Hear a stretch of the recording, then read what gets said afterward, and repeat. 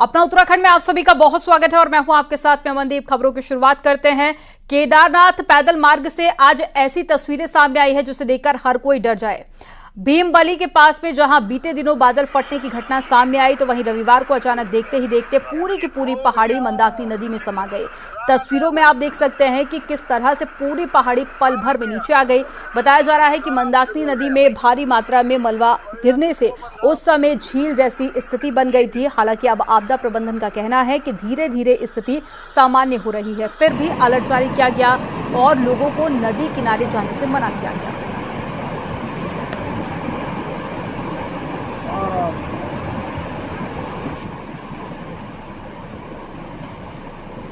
ऊपर से भी आ रहा। बद्रीनाथ हाईवे भारी बारिश के बाद में बंद हो गया है। हाईवे छिनका और नंदप्रयाग के पास में मलबा आने से बंद है। सड़क बंद होने से गाड़ियों की लंबी लंबी कतारें देखी गई हैं। वहीं आने जाने वाले लोगों को भी खासा दिक्कतों का सामना करना पड़ रहा है। हाईवे खोलने का काम भी जारी है और फिलहाल मलबे को हटाया जा रहा है।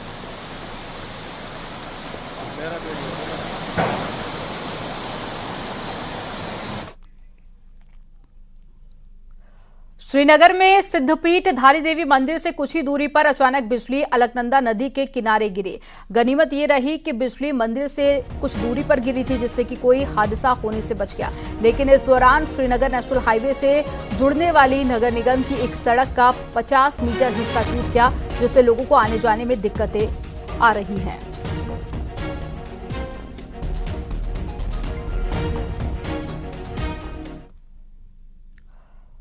विकासनगर में भारी बारिश के शिमला बाईपास रोड पर कई जगह पर रपटों पर पानी का सैलाब आ गया। हसनपुर कल्याणपुर में सड़क पर बरसाती नाला आ गया है। तस्वीरों में आप देख सकते हैं कि पानी का बहाव कितना तेज था। वहीं कई लोग पानी के तेज बहाव को पार करते हुए नजर आए, लेकिन इस तरह से पानी के उफान को पार करना खतरनाक साबित हो सकता है। लेकिन लोग जान जोखिम में डालकर सड़क पार करते हुए दिखाई दिए।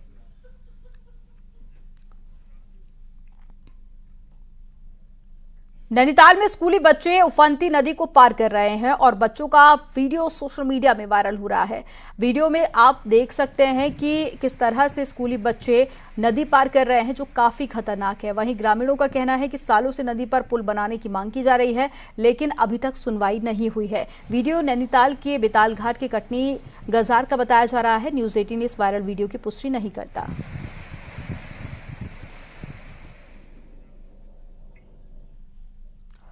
उत्तरकाशी में मोरी के तालुका सांकरी सड़क में तेज बारिश के बाद में नदी पर बनी पुलिया बह गई।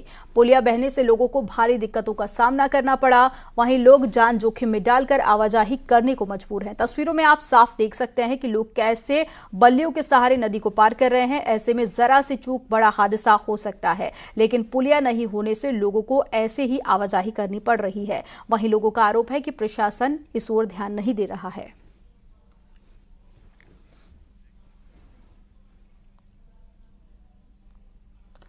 कोटद्वार के यमकेश्वर विधानसभा क्षेत्र के दुगड्डा की पहाड़ियों में बसा आमसोड़ गांव पर भूस्खलन का खतरा बना हुआ है।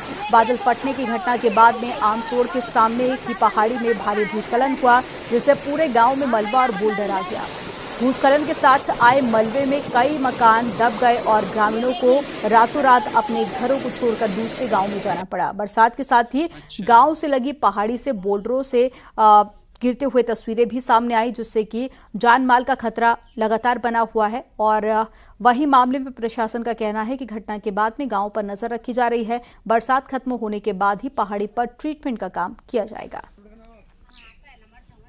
बता रहा हूं कि अभी revenue department during the monsoon season या डिजास्टर सीजन में उस पर लगातार नज़र रखे हुए और पोस्ट मानसून सीजन जो भी कंस्ट्रक्शन एक्टिविटीज़ की जानी है या जो भी उपचारात्मक गतिविधियां की जानी है, उनके लिए हम लोग प्रेपरेशंस कर रहे हैं।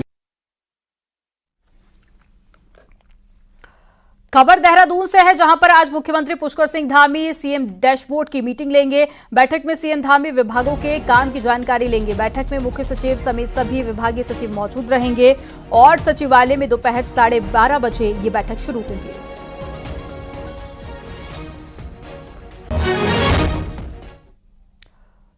सियासी सरगर्मियों पर लगाम लगाने के साथ ही केदारनाथ उपचुनाव, निकाय चुनाव और साथ ही गैरसैंण सत्र के मद्देनजर बीजेपी जल्द ही अपनी कोर कमेटी की मीटिंग बुला सकती है। इस मीटिंग में बीजेपी केदारनाथ उपचुनाव तक की अपनी रणनीति पर मुहर लगा सकती है। रिपोर्ट आपको दिखाते हैं।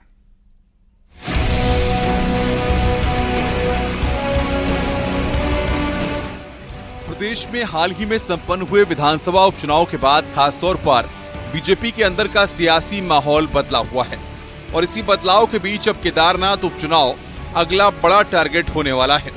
इस बीच निकाय चुनाव भी सिर पर हैं, तो पार्टी के भीतर कैबिनेट विस्तार और दायित्व बांटने का मुद्दा भी गरमाया हुआ है। केदारनाथ में उतरने से पहले बीजेपी को ये सभी मुद्दे साधने होंगे और इसके लिए बीजेपी जल्द ही अपनी कोर ग्रुप मीटिंग बुलाने वाली है। इसमें केदारनाथ विधानसभा का उपचुनाव और उपचुनाव के मद्देनजर संगठन और सरकार के कार्यक्रम तय किए जाएंगे।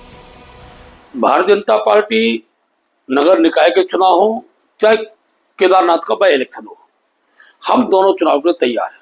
बहुत जल्दी हमारी एक बैठक हम लोग करने वाले हैं, चुनाव प्रबंधन की बैठक हम करने वाले हैं और नगर पालिका नगर निगमों के लिए जो हमें प्रशिक्षक की टोली बनानी है वो बहुत जल्द उसको घोषित कर देंगे। वो सभी जनपदों में जाकर, नगर निगम क्षेत्रों में जाकर अपनी तैयारियों को और प्रत्याशी चयन की प्रक्रिया को हम प्रारंभ करेंगे। कि इस अगस्त महीने में हमारी कोर टीम की बैठक होगी।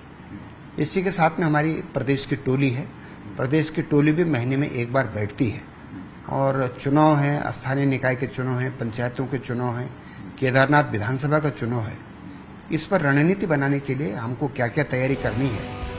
इस मीटिंग में प्रदेश प्रभारी दुष्यंत गौतम भी शामिल हो सकते हैं। मीटिंग में केदारनाथ उपचुनाव में कैंडिडेट के नाम पर इंटरनल तौर पर सबकी सहमति ले ली जाएगी, तो दायित्व आवंटन पर भी अंतिम मोहर लगा दी जाएगी। नगर निगम और निकायों में अध्यक्ष पद के दावेदारों पर भी निर्णय ले लिए जाने की संभावना है।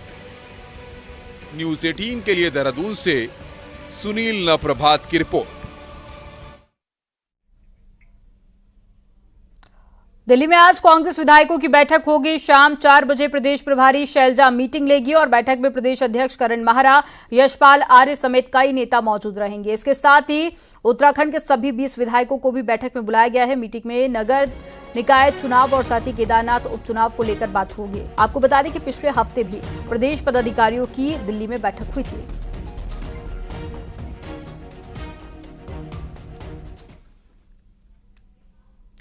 उत्तराखंड उद्यानिकी एवं वानिकी विश्वविद्यालय भरसार से बड़ी खबर सामने आई, जहां पर विश्वविद्यालय पर आरोप लगे हैं कि उसने आरक्षण रोस्टर को मनमाने ढंग से बदलकर करीब 82 पदों पर अपने चहेतों को नियुक्त कर दिया। रिपोर्ट आपको दिखाते हैं।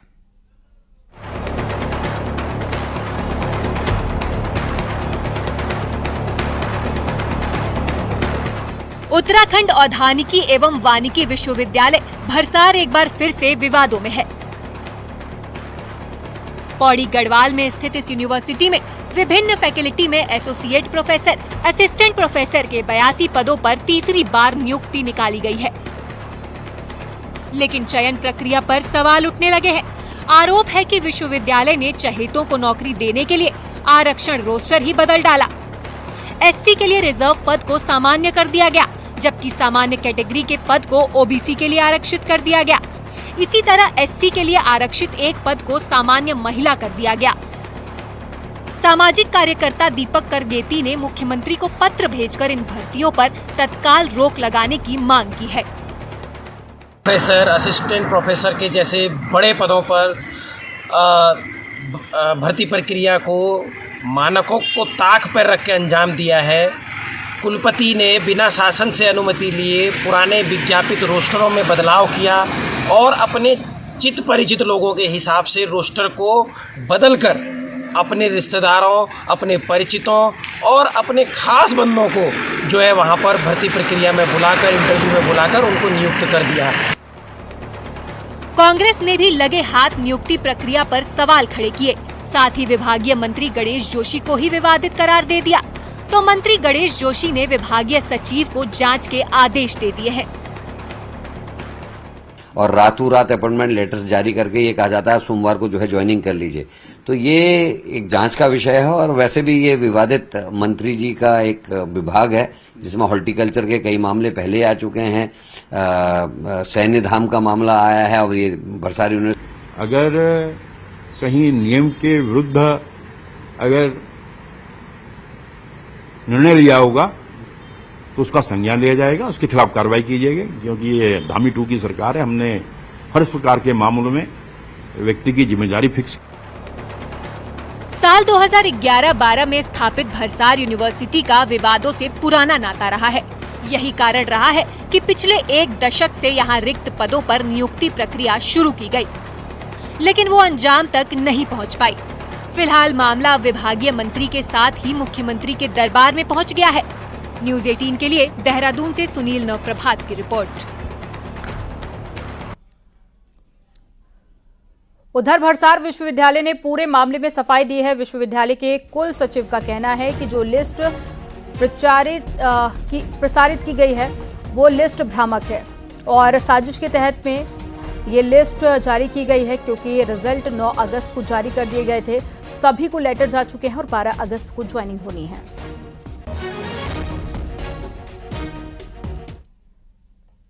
यह है कि रिजल्ट डिक्लेयर हो चुके हैं। 9 तारीख को 2 बजे के करीब रिजल्ट डिक्लेयर हो चुके थे और माननीय प्रबंध परिषद की बैठक हुई, उसमें रिजल्ट डिक्लेयर हो चुके थे। समस्त जितने भी सिलेक्टेड कैंडिडेट्स हैं उनको चिट्ठियां जा चुकी हैं। दूसरी बात यह है कि यह जो लिस्ट है, जो भ्रामक लिस्ट प्रचारित की जा रही है, यह झूठ है, यह शरारतपूर्ण है, झूठ है, इसमें कोई आधार नहीं है। पिथौरागढ़ नगर पालिका को नगर निगम बनाने की कवायद इन दिनों जोरों पर है। वहीं इस मुद्दे पर सियासत भी तेज हो गई है। अब आलम यह है कि कांग्रेस जहां निगम बनाने का पुरजोर विरोध कर रही है, तो वहीं बीजेपी कांग्रेस की सियासी चाल पर उसे घेर रही है।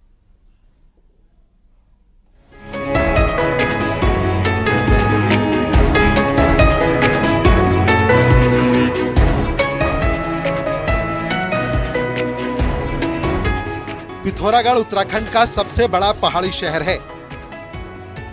राज्य बनने के बाद यहाँ की आबादी लगातार बढ़ती जा रही है।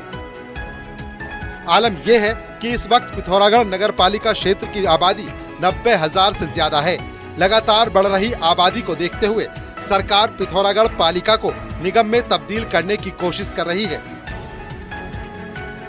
इस कोशिश को परवान चढ़ाने के लिए शासन ने स्थानीय प्रशासन से प्रस्ताव तक मंगवा लिए हैं, लेकिन कांग्रेस सरकार की इस कवायद का पुरजोर विरोध कर रही है।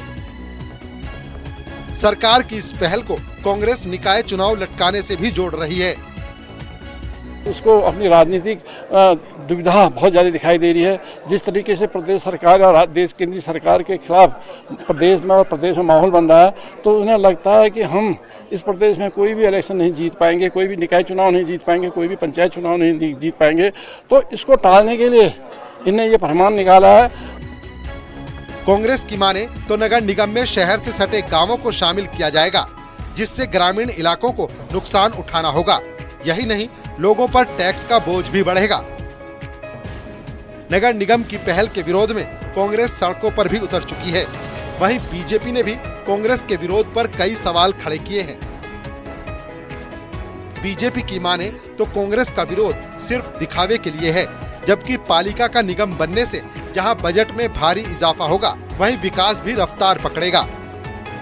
निगम बनाने पर संसाधन बढ़ते हैं, क्षेत्र बढ़ता है, उसका विकास होता है, केंद्र से भी निगमों को पैसा मिलता है, जिससे यहाँ पर तमाम प्रकार की सुविधाओं के विकास होने का पूरा संभावनाएं रहती हैं। निगम बनने से दूर दूर तक किसी की हानि नहीं होने वाली है। ये इनका एक राजनीतिक शिवगुफा है। पालिका को नगर निगम बनाने की कोशिश कब परवान चढ़ेगी, ये कह पाना तो फिलहाल मुश्किल है, लेकिन इतना जरूर है कि इस मुद्दे ने सियासी पारे को चढ़ा दिया है। ऐसे में अब देखना यह है कि कांग्रेस के विरोध को सरकार अहमियत देती है या फिर कोई बीच का रास्ता निकलता है। न्यूज़ 18 के लिए पिथौरागढ़ से विजय वर्धन उप्रेती की रिपोर्ट।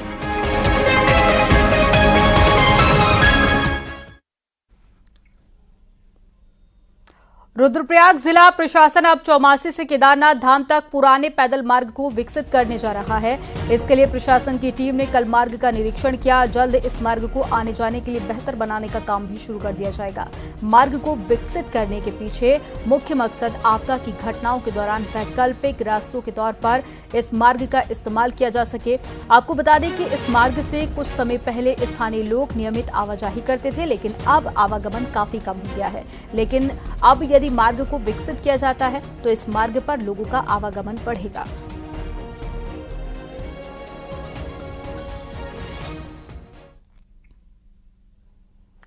अल्मोड़ा जिले में कोसी, जटागंगा सहित कई नदियों को जलस्तर गर्मियों में न्यूनतम स्तर पर पहुंच गया था, जिसे बढ़ाने के लिए खाल और चेक डैम बनाए गए हैं, जिससे कि बारिश के पानी को ज्यादा से ज्यादा रोका जा सके। रिपोर्ट आपको दिखाते हैं।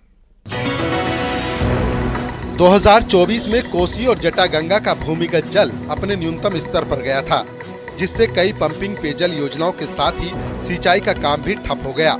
नदियों को पुनर्जीवित करने के लिए वैज्ञानिकों की भी सलाह है कि बारिश के पानी को रेन वाटर हार्वेस्टिंग के जरिए रोककर नदियों को रिचार्ज किया जाए, जिससे साल भर नदियों में पानी बना रहे।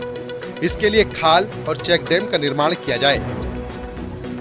तो ये जो नौले धारे हैं वो 100-200 मीटर 300 मीटर पहाड़ी के नीचे, तो वो जो ऊपर का एरिया है वो रिचार्ज एरिया है, वो सूखी चट्टानों का एरिया है, उसी के अंदर पानी भरना है पूरा। वही पानी जो भरा रहता है जिसको हम एक्यूफर कहते हैं, पर्च एक्यूफर, वहाँ से साल भर नौले में, धारे में, नदी में पानी निकलता है। तो हमें जो भी काम करना है नदी पुनर्जनन के नाम पर या जल स्रोतों के पुनर्जनन, वो इस रिचार्ज एरिया में करना है, जो टॉप एरिया में। वन विभाग, ग्राम्य विभाग के साथ ही सिंचाई विभाग भी भूमिगत जल को बढ़ाने के लिए कोशिश कर रहे हैं। सिंचाई विभाग ने पूरे जिले में 15 ऐसे चेक डैम बनाए हैं जो नदियों के उद्गम स्थलों में हैं, जिनके बनने से जहां नदियों को रिचार्ज करने में मदद के साथ ही भूमिगत जल में भी बढ़ोतरी हो रही है। जैसे पिछले 2-3 सालों में नाबार्ड और अन्य योजनाओं के अंतर्गत 15 चेक डैम का निर्माण हमने कर दिया है, जिससे लगभग 65 लाख लीटर पानी हम लोग चेक डैम के आगे रिटेन कर रहे हैं। बरसात में पहाड़ में जमकर बारिश होती है, लेकिन भूमिगत जल का स्तर साल दर साल नीचे जा रहा है, जो चिंता की बात है। आने वाले वक्त में लोगों को पेयजल संकट न हो, इसके लिए सभी को मिलकर बारिश के पानी को रेन वाटर हार्वेस्टिंग तकनीक के जरिए रोककर नदियों को रिचार्ज करना होगा, जिससे सर्दियों और गर्मियों में पहाड़ों में पेयजल की कमी न हो। न्यूज़ 18 के लिए अल्मोड़ा से किशन जोशी की रिपोर्ट। आज सावन का चौथा सोमवार है। सावन के सोमवार पर शिवालयों में भक्तों की भीड़ उमड़ रही है। हरिद्वार के कनखल स्थित दक्षेश्वर महादेव मंदिर में भी सुबह से श्रद्धालुओं का तांता लगा हुआ है। दूर दूर से दक्षेश्वर महादेव मंदिर लोग पहुंच रहे हैं, भगवान शिव का जलाभिषेक कर रहे हैं। और दक्षेश्वर महादेव मंदिर हरिद्वार का प्राचीन मंदिर है और मान्यता है कि सावन के पूरे 1 महीने भगवान शिव दक्ष मंदिर में ही विराजते हैं। बहुत ही प्राचीन मंदिर है। इस समय मैं नहीं कह सकता कि सुबह का टाइम हो रहा है, कम से कम हजारों की संख्या में लोग आ चुके हैं और अनुमान है कि हजारों में हजार और हजार कई हजार बढ़ जाएंगे। और भगवान शिव का घर ससुराल बताई जाती है ये, और मानता बहुत ही भयंकर मानता है यहाँ की। यहाँ पूरे महीना सावन के भोलेनाथ आते हैं और लोग जलाभिषेक, दूधाभिषेक, बेलपत्र सभी चीज़ों से, धतूरा और शमी पत्र से क्या यहाँ पर विशेष महत्वता है। और भोलेनाथ 1 महीना यहाँ पर निवास करते हैं। और ऐसा विधान है कि जब दक्षेश्वर जी को, मतलब दक्ष जी को, ये उन्होंने वचन दिया था कि 1 माह में, सावन के माह में यहाँ रहूँगा और सब लोगों को दर्शन दूंगा।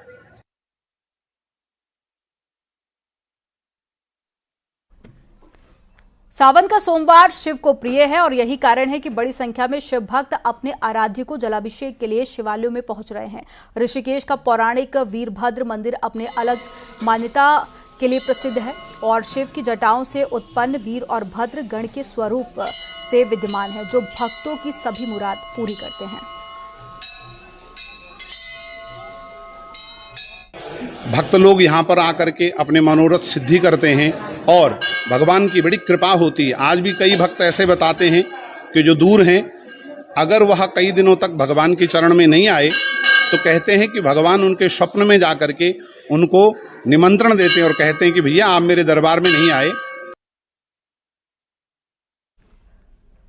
सावन के पावन महीने का आज चौथा सोमवार है। शिवालयों में जलाभिषेक के लिए श्रद्धालुओं की भीड़ उमड़ रही है। मंदिर और शिवालयों में श्रद्धालुओं की लंबी लाइन देखी जा रही है। जागेश्वर धाम में सुबह से ही श्रद्धालुओं की भीड़ लगी हुई है। भगवान शंकर की पूजा अर्चना की जा रही है, जलाभिषेक किया जा रहा है और बड़ी संख्या में भक्त शिव मंदिर पहुंच रहे हैं। मान्यता के अनुसार यह है कि इस धाम में, इस मंदिर के अंदर श्रावण मास में विशेषता है, जो निसंतान महिलाएं रहती है और रात भर हाथ में दिया लेके तपस्यारत रहती है, जो पुत्र प्राप्ति के लिए, संतान प्राप्ति के लिए होता है। और इस कैंपस के अंदर 125 मंदिर का समूह है, जिसमें 5 मंदिर मुख्य हैं। अखिल भारतीय अखाड़ा परिषद के दूसरे गुट ने भी बांग्लादेशी हिंदुओं के साथ हो रही हिंसा पर चिंता जाहिर करते हुए जरूरत पड़ने पर बांग्लादेश कूच करने का ऐलान कर दिया। जूना अखाड़ा में हुई बैठक के दौरान निरंजनी और जूना अखाड़ा के साधु संत मौजूद रहे। इस दौरान अखाड़ा परिषद के दूसरे गुट के अध्यक्ष और निरंजनी अखाड़े के सचिव महंत रविंद्र पुरी ने कहा कि बांग्लादेश में हिंदुओं को टारगेट कर कत्लेआम किया जा रहा है। कि हम लोग तो भारत में बैठे हुए, हमारे पास बहुत बुरा हाल हो रहा है। अब बर्दाश्त नहीं हो रहा है। हम सनातनी है, हम संत है, हम साधु है, हम नागा साधु है और हमने सनातन की रक्षा के लिए हमने संन्यास लिया हुआ है। और हमारे महाराज श्री ने भी यही कहा है और हमारे श्री महंत हरिगिरि जी महाराज का मुझे फोन पे बात हुई थी। हम सबका ये कहना है कि अगर सरकार को नागाओं की आवश्यकता है, कुंभ मेले से पहले हम अपना कुंभ जो है बांग्लादेश में करेंगे, क्योंकि अब बहुत ज़्यादा हो चुका है।